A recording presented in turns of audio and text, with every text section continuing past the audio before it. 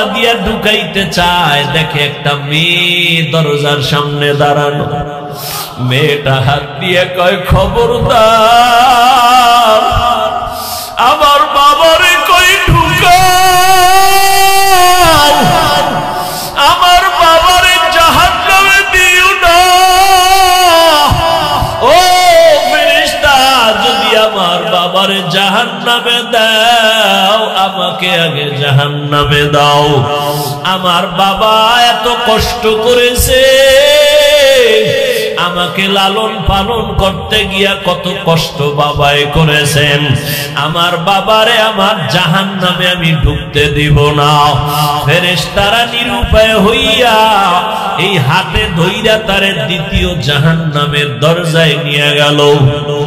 ওখানে নিয়ে যখন হাজির আমার মাওলার কুদরত, ওখানে নেওয়ার পরে দেখি দ্বিতীয় কন্যাটা হাজির।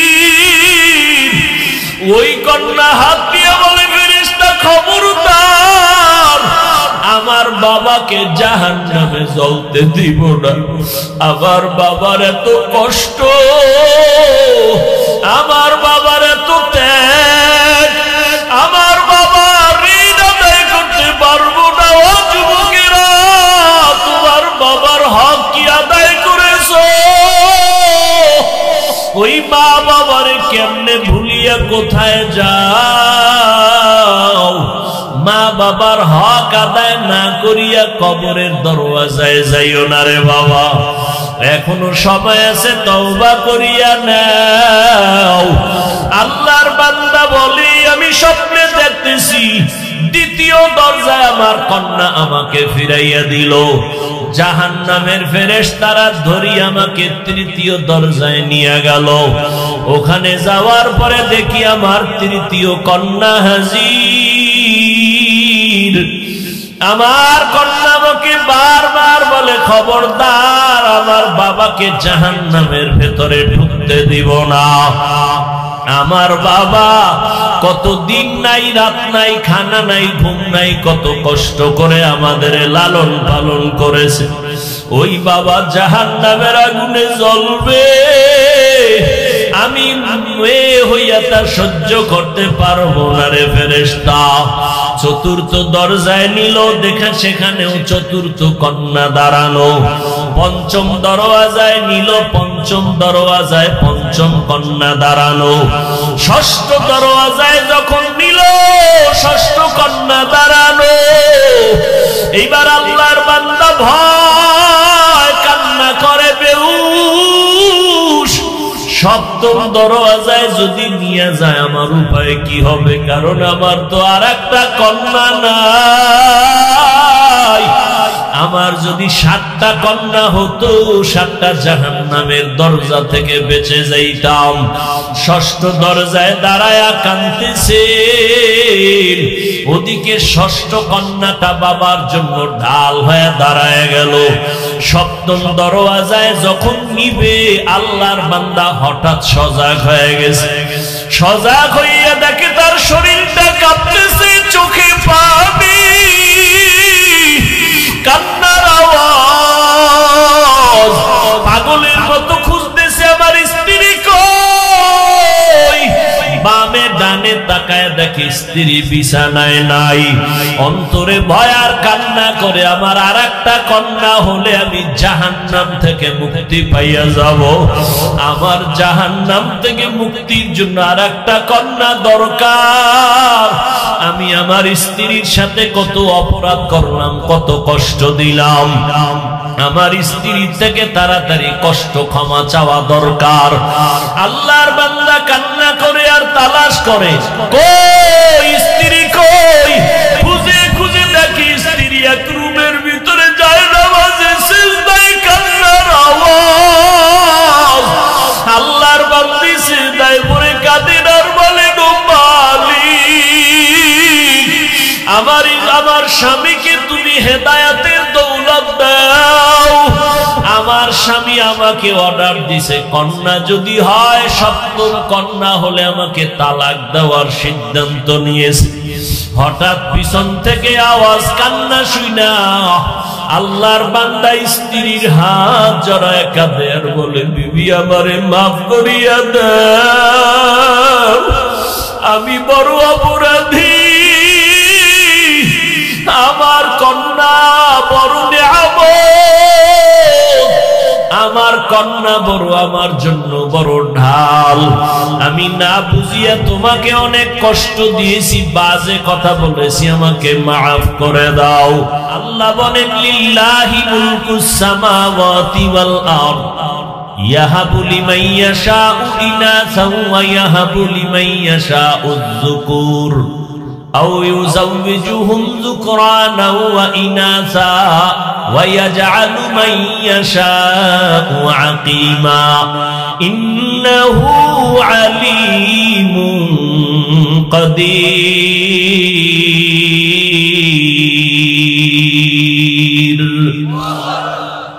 আল্লাহ বলেন, আসমান জমিনের মালিক আমি আল্লাহ। কাউকে ছেলে দেই আমি, কাউকে মেয়ে দেই, কাউকে দোনোটা দেই, কাউকে কোনোটাই দেই না। ক্ষমতা কার? ও আল্লাহর বান্দারা, মেয়ে হইলে কষ্ট পাও, ছেলে হইলে খুশি হও না। আমার মাওলার বন্টনের উপরে রাগ করিও না। আমার মাওলা যদি তোমারে কন্যা দেয়, শুকর আদায় করিও। 5টা ছেলে দিয়ে তোমার যা না উপকার হবে, আমার মাওলা চাইলে একটা মেয়ে দিয়ে তার থেকে বেশি উপকার করাবেন। আল্লাহ পারেনি? ও মেয়ের বাবা যারা আছো, যারা কন্যা পাইছেন, আল্লাহর দরবারে শুকর আদায় করবেন। আমার নবী বলেন, আমি সারা দুনিয়ার মধ্যে এত বড় দামি ব্যক্তি, আমার একটা ছেলেও নাই, আমি 4 কন্যার বাবা। ও কন্যার বাবারা, তোমরা একটা কন্যা যদি পাও, একটা জান্নাতের মালিক হয়ে যাবে। তোমরা 2টা কন্যা যদি পাও, 2টা জান্নাতের মালিক হয়ে গেছে।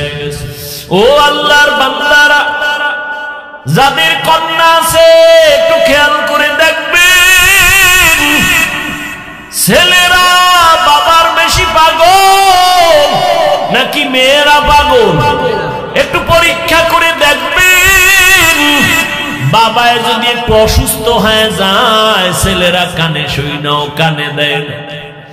মেয়েগুলো পাগলনির মতো দৌড়ায়, খানা বন্ধ করে দেয়, আমার বাবারে না দেখলে আমার মুখে খানা যাবে না। একটা কন্যা বাবার জন্য কত পাগল। ওদিকে মায়ের যত কষ্ট, আম্মা জান বাচ্চা গর্ভে নিয়ে খাইতে পারে না, আবার রান্না করতে হয়। দেখবেন যার বড় মেয়ে আছে, মায়ের সাথে সাথে মায়ের কাজের সহযোগিতা করে। একটা ছেলে গিয়া করে না, ওই মেয়েটার দ্বারা সংসার সুন্দর হয়, ছেলের দ্বারা হয় না। ও কন্যার বাবারা, আল্লাহর নবীও শুকর আদায় করেছেন। আমি নবী, রহমতের নবী, আমার 4 কন্যা, কোনো ছেলে নেই।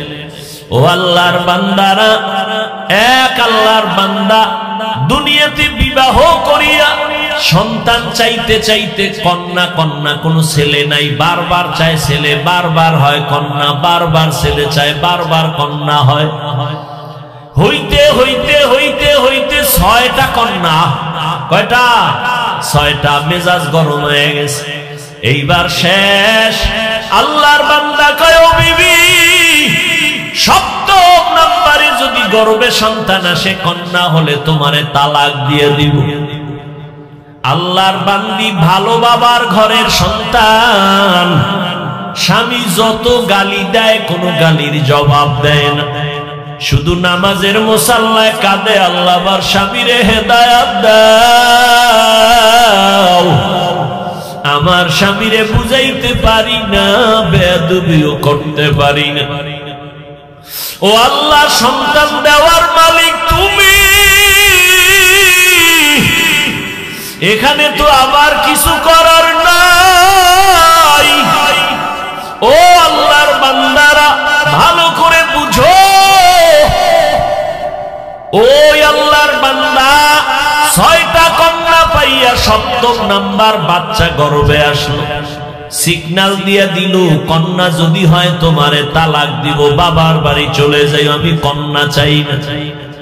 আল্লাহর বান্দি কিছুই বলে না, স্বামীর খেদমত ঠিক মতো করে আর মাওলার কাছে দোয়া করে। স্বামী রাতের বেলা ঘুমায়, আল্লাহর বান্দি যায় নামাজে রাত কাটায় আর মাওলার সাথে কান্না করে সময় কাটায়। ও আল্লাহর বান্দারা, ও আল্লাহর বান্দি, সন্তান দুনিয়াতে আসার সময় কাছাকাছি, মেশিন নাই, কোন পরীক্ষার যন্ত্র নাই যে জানবে সন্তানটা ছেলে না মেয়ে। আল্লাহ দিছেন ৭ম নাম্বারটাও কন্যা, কিন্তু স্ত্রীও জানে না, স্বামীও জানে না। স্বামী কয় যদি কন্যা আসে তাহলে তোমাকে তালাক, আমি আর তোমাকে রাখতে চাই না, তালাক দিয়া বিদায় করে দিব। আল্লাহর বান্দি যেখানে কথা বলা দরকার সেই জায়গায় কথা বলতেছে। আসল আদালতে লাইন লাগাইছে। দুনিয়াতে আসার কাছাকাছি সময়ের এক ঘটনা, আল্লাহর বান্দা রাতের গভীরে ঘুমে নিমগ্ন হয়ে গেল। ঘুমে এতটা বিভোর, চোখের পানি তো বৃথা যেতে পারে না। ও যুবক, মায়ের চোখের পানি, বাবার চোখের পানি বৃথা যাবে না। মায়ের দোয়া নিয়ে সামনে আগাও। বাবার তুলনায় মায়ের মর্যাদা আল্লাহ ৩ গুণ বাড়ায় দিছেন নবীর মাধ্যমে। এই যুবকেরা, মা বাবার দোয়া ছাড়া সামনে আগাইতে পারবা না, সফলতা আসবে না। আল্লাহর বান্দি, স্বামী ঘুমায়, তিনি ঘুম থেকে ওইটা গভীর রজনীতে, যেই টাইমে আমার আল্লাহ প্রথম আসমানে আসেন বান্দার দাবি শোনার জন্য। অতিও গভীর হয় রজনী যখন, নীরবে প্রভুর নাম জপিও তখন। প্রভুর করুণা যদি পাইবারে চাও, গভীর রাতে উঠে প্রভুর গুণগান গাও। স্বামী কই? ঘুমায়, কঠিন ঘুমে আছে। স্ত্রী ঘুম থেকে উঠা গর্ভে বাচ্চা, জায়নামাজ একটা নিয়া ঘরের এক নির্জন জায়গায় গিয়া চুপচাপ নামাজে দাঁড়ায়া আল্লাহর দরবারে কান্না শুরু করলে। ও দয়ার মালিক, আমার বাবা দিনদার ফ্যামিলি, আমার বাবার আমি একটা সন্তান, আমার ইজ্জত তুমি হেফাজত করো। স্বামী ভালো খারাপ যাই হোক, আমার বিবাহের বন্ধনের দ্বিতীয়টা আশা, এটা আমার কলঙ্ক। ও আল্লাহ, তুমি ইজ্জতের হেফাজত করিও। আমার স্বামীকে তুমি হেদায়েতের দৌলত দান করিও। এই বলে আল্লাহর বান্দি দোয়া করে, কান্না করে। এদিকে স্বামী বেচারা ঘুমের বিভোরে স্বপ্ন দেখতেছে, কিয়ামতের মাঠ কায়েম হয়ে গেছে। আল্লাহর বান্দা ঘুমের মধ্যে দেখতেছে কিয়ামতের ময়দান কায়েম। মানুষগুলো উলঙ্গ ছোটাছুটি করে, চিল্লা চিল্লির আওয়াজ। একদিকে জাহান্নামের আগুনের গরম, অপরদিকে সূর্যের গরম। মানুষগুলো পাগলের মতো দৌড়াদৌড়ি করে। আমার আল্লাহ আদালত কায়েম করে মানুষের আমল নামা দেয়। কেউ ডান হাতে পায়, কেউ বাম হাতে পায়। ডান হাতে পাইয়া হাসতে হাসতে জান্নাতের দিকে যায় নেক আমলওয়ালারা, আর যারা গুনাহগার এদের বাম হাতে আমল নামা দেয়। চিৎকার, জাহান্নামের হ্যান্ডকাপ এদের হাতে লাগাইয়া জাহান্নামে নিয়ে যায়। এই বান্দা লাইনে দাঁড়ানো, দেখতেছে সিরিয়ালে তার নামটাও চলে আসতেছে। কাছাকাছি আসার পর আমার মাওলার কুদরতের আওয়াজ। আল্লাহ বলে, রে ফেরেশতা, এই নাফরমানের হাতে জাহান্নামের শিকল লাগাও, শিকল লাগাইয়া জাহান্নামের দিকে নিয়ে যাও। এই বান্দা দুনিয়াতে কোনো আমল করে নাই, জাহান্নামে নিয়ে যাও। আল্লাহর বান্দা ঘুমের মধ্যে স্বপ্ন দেখতেছে, যখন তারে ধইরা জাহান্নামের দিকে নিতেছে, আল্লাহর বান্দা হাউ মাউ করে কান্না করে। জাহান্নামের গরম বড় কঠিন, জাহান্নামের গরম হাওয়াটা বহু দূর থেকে শরীরে লাগা মাত্র চামড়াগুলো খসে খসে পড়ে যাবে। ওই জাহান্নামী ঘুমে দেখতেছেন জাহান্নামের 7টা দরওয়াজা।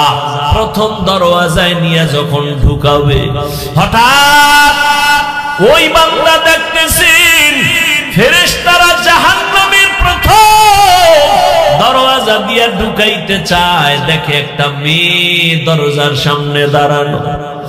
মেয়েটা হাত দিয়ে কয়, খবরদার আমার বাবারে কই ঢুকাও, আমার বাবারে জাহান্নামে দিও না। ও ফেরেশতা, যদি আমার বাবারে জাহান্নামে দাও, আমাকে আগে জাহান্নামে দাও। আমার বাবা এত কষ্ট করেছে, আমাকে লালন পালন করতে গিয়া কত কষ্ট বাবাই করেছেন। আমার বাবারে আমার জাহান্নামে আমি ঢুকতে দিব না। ফেরেশতারা নিরুপায় হইয়া এই হাতে ধইরা তারে দ্বিতীয় জাহান্নামের দরজায় নিয়ে গেল। ওখানে নিয়ে যখন হাজির আমার মাওলার কুদরত, ওখানে নেওয়ার পরে দেখি দ্বিতীয় কন্যাটা হাজির। ওই কন্যা হাত দিয়ে বলে, ফেরেশতা খবরদার আমার বাবাকে জাহান্নামে জ্বলতে দিব না। আমার বাবার এত কষ্ট, আমার বাবার এত ত্যাগ, আমার বাবা ঋণ আদায় করতে পারবো না। ও যুবকেরা, তোমার বাবার হক কি আদায় করেছো? ওই মা বাবারে কেমনে ভুলিয়া কোথায় যাও? মা বাবার হক আদায় না করিয়া কবরের দরওয়াজায় যাইও না রে বাবা, এখনো সময় আছে, তওবা করিয়া নাও। আল্লাহর বান্দা বলে, আমি স্বপ্নে দেখতেছি দ্বিতীয় দরজায় আমার কন্যা আমাকে ফিরাইয়া দিল। জাহান্নামের ফেরেশতারা ধরি আমাকে তৃতীয় দরজায় নিয়ে গেল। ওখানে যাওয়ার পরে দেখি আমার তৃতীয় কন্যা হাজির। আমার কন্যা আমাকে বারবার বলে, খবরদার আমার বাবাকে জাহান্নামের ভেতরে ঢুকতে দিব না। আমার বাবা কত দিন নাই, রাত নাই, খানা নাই, ঘুম নাই, কত কষ্ট করে আমাদের লালন পালন করেছে। ওই বাবা জাহান্নামের আগুনে জ্বলবে, আমি মেয়ে হইয়া তা সহ্য করতে পারবো না রে ফেরেশতা। চতুর্থ দরজায় নিল, দেখা সেখানেও চতুর্থ কন্যা দাঁড়ানো। পঞ্চম দরওয়াজায় নিল, পঞ্চম দরওয়াজায় পঞ্চম কন্যা দাঁড়ানো। ষষ্ঠ দরওয়াজায় যখন নিল, ষষ্ঠ কন্যা দাঁড়ানো। এইবার আল্লাহর বান্দা ভয় কান্না করে বেহুশ। সপ্তম দরওয়াজায় যদি নিয়ে যায় আমার উপায় কি হবে? কারণ আমার তো আর একটা কন্যা নাই। আমার যদি 7টা কন্যা হতো, 7টা জাহান্নামের দরজা থেকে বেঁচে যাইতাম। ষষ্ঠ দরজায় দাঁড়ায়া কাঁদতেছে, ওদিকে ষষ্ঠ কন্যাটা বাবার জন্য ঢাল হয়ে দাঁড়ায় গেল। সপ্তম দরওয়াজায় যখন নিবে, আল্লাহর বান্দা হঠাৎ সজাগ হয়ে গেছে। সজাগ হইয়া দেখে তার শরীরটা কাঁপতেছে, চোখে পানি, কান্নার আওয়াজ। পাগলের মতো খুঁজতেছে আমার স্ত্রী কই। বামে ডানে তাকায় দেখে স্ত্রী বিছানায় নাই। অন্তরে ভয় আর কান্না করে, আমার আর একটা কন্যা হলে আমি জাহান্নাম থেকে মুক্তি পাইয়া যাব। আমার জাহান্নাম থেকে মুক্তির জন্য আর একটা কন্যা দরকার। আমি আমার স্ত্রীর সাথে কত অপরাধ করলাম, কত কষ্ট দিলাম। আমার স্ত্রী থেকে তাড়াতাড়ি কষ্ট ক্ষমা চাওয়া দরকার। আল্লাহর বান্দা কান্না করে আর তালাশ করে, কই স্ত্রী কই, খুঁজে খুঁজে দেখি স্ত্রী এক রুমের ভিতরে যায় নামাজে সিজদায় কান্নার আওয়াজ। আল্লাহর বান্দি সিজদায় পড়ে কাঁদেন আর বলে, গো মালিক,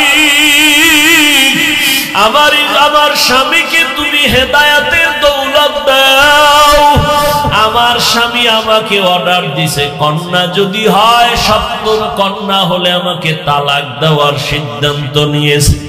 হঠাৎ পিছন থেকে আওয়াজ, কান্না শুনা আল্লাহর বান্দা স্ত্রীর হাত জড়ায় কাঁদে আর বলে, বিবি আমারে মাফ করিয়া দাও, আমি বড় অপরাধী, আমার কন্যা বড় নিয়ামত,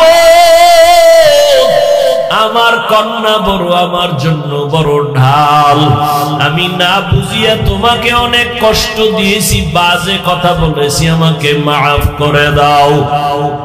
আল্লাহ যদি কন্যা দেয় আমি তওবা করলাম, আর রাগ করব না। এই স্বপ্ন দেখলাম, আমার জাহান্নাম থেকে আমার কন্যারা ঢাল হয়ে ফিরাবার চেষ্টা করল। ও দুনিয়ার মানুষ, আমার মায়ার নবী মক্কা নগরীতে আসিয়া কন্যাদের ইজ্জত আল্লাহর মাধ্যমে আল্লাহ বাড়ায় দিলেন, নারীদের সম্মান বাড়ায় দিলেন। ও পর্দার আড়ালের আম্মা জানেরা, বোনেরা, আপনাদের এত দাম, এত মর্যাদা।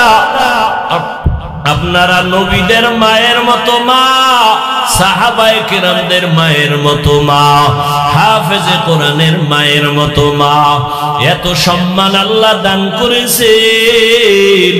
সন্তানগুলো আদবওয়ালা, আদর্শওয়ালা বানায়া যান। ডাক্তার বানাবেন, ইঞ্জিনিয়ার বানাবেন, প্রফেসর বানাবেন, সন্তানগুলো কোরআন পড়ায় নবীর আদর্শওয়ালা বানায়া যাবেন। আপনাদের অবদান আর দোয়ার কারণে দুনিয়ায় সব সন্তানগুলো ভালো হয়েছে। ও আল্লাহর বান্দা, ও যুবক, যাদের মা দুনিয়ায় নাই, বাবা নাই, চোখের পানি ছেড়ে দোয়া করিও। ওই মা বাবার হক তুমি জীবনে আদায় করতে পারবা না। ওই মা বাবার দোয়ার কারণে আজ আল্লাহ চেয়ারে বসাইছেন, তোমাকে টাকার মালিক বানাইছেন। ওই মা বাবার চোখের পানি আর দোয়ার কারণে তুমি আজ গাড়ি বাড়ির মালিক। মা বাবার চোখের পানি আর দোয়ার কারণে তুমি সম্মানের চেয়ারের মালিক। ওই মা বাবার জন্য কলিজা ফাটায়া দোয়া করো।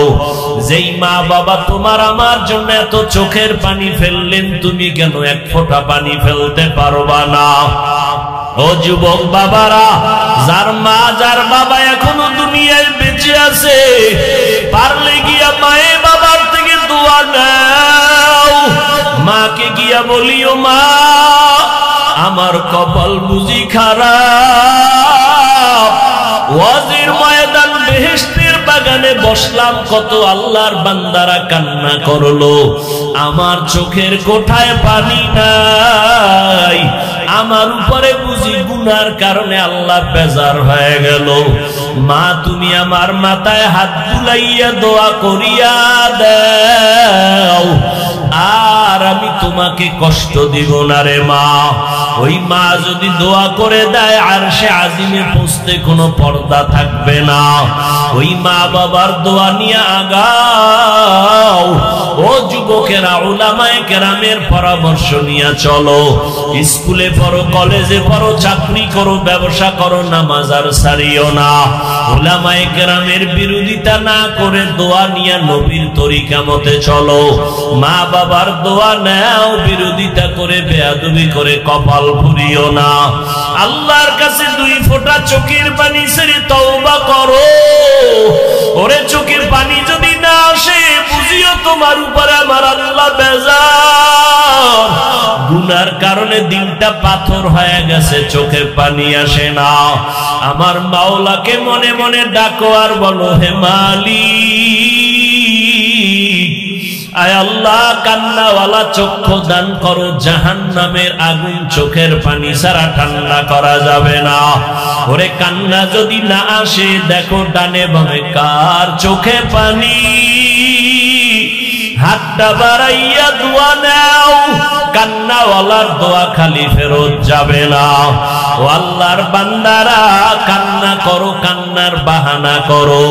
আল্লাহর নবী বল ফাইল্লাম তাবকু ফাতাবাকু, কান্না যদি না আসে বাহানা করো, মাওলার কাছে সওয়াবের রাস্তা খুলে যাবে। এক ফোঁটা চোখের পানির কত দাম। আল্লাহ কোরআনে বলেন ফালিয়াজহাকু কালিলাও ওয়ালিয়াবকু কাসীরা, কম হাসো বেশি বেশি কান্না করো। চোখের পানি দেখলে, সন্তান কান্না করলে মা বাবার মায়া মোহব্বত বাড়ে, কাছে টানিয়া নেয়। কোন ছাত্র যদি কান্না করে ওস্তাদের মায়া বাড়ে, কাছে টানিয়া নেয়। ও আল্লাহর বান্দারা, ওই মা বাবা ওস্তাদের থেকে আমার আল্লাহর মায়া কি কম? আমার আল্লাহর তো ছেলে নাই মেয়ে নাই, আদরের গোলাম। ও মানুষ, তুমি যদি এক ফোঁটা চোখের পানি ছেড়ে দিতে পারো, আমার আল্লাহর কেন মায়া তোমার দিকে আসবে না? এখন থেকে তওবা করে নাও। আল্লাহর কোরআন সত্য, নবীর কথা সত্য, উলামায়ে আহলে হকদের কথা সত্য। বরকতের মাস সামনে, রমাজান একটা রোজা আর ভাঙবা না, নামাজ ছাড়বা না, দাড়ি কাটবা না, বেপরদায় চলবা না। তওবা করার মতো যদি পাক্কা নিয়ত করতে পারো, দুর্বলতা যদি অন্তরে না থাকে, খাঁটি তওবার নিয়তে দুটো হাত আমার আল্লাহকে দেখায়া দাও। আয় আল্লাহ, আমাদের হাতগুলো কবুল করে নেন, তওবা কবুল করে নেন, তওবার উপরে মজবুত হইয়া চলার তৌফিক দান করেন, আমিন।